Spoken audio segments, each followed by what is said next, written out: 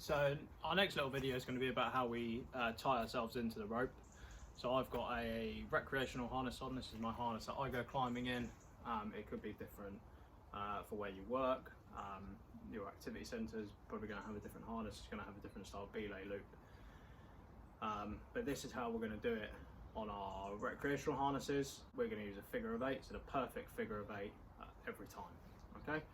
So to start with, I'm just going to measure some of the rope, and I find the perfect length is have the rope in my hand and come to my opposite shoulder. Okay, and now I'm just going to tie my figure of 8 with that. Okay, and a little trick as well, if I put the 8 on my belay loop, the tail should just about touch the floor. Okay, and that's going to be perfect. So underneath our belay loop, we've got 2 little holes. So I'm going to poke it down through one there, and I've got one in between my legs.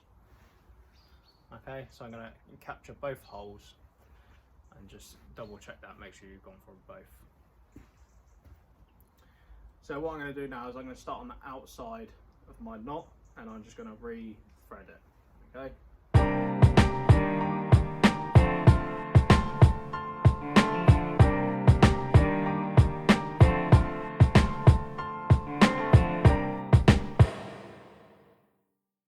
So you should end up with something like this.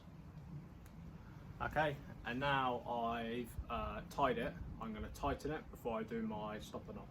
Okay, so I'm just going to tighten it on all sides, making sure there's no little gaps in anything. Okay, and now I'm going to tie my stopper knot. Okay, so all I'm going to do is with my tail wrap it around my thumb, but I'm going to wrap down towards the knot. Okay, once I've been around twice, I'm going to take my thumb out and I'm going to poke the tail through the gap, and then I'm going to place my hand on that stopper knot, and whilst I pull it tight, I'm just going to pull it down to my knot so it butts up nice and neatly and there's no gaps between the top of my knot and here.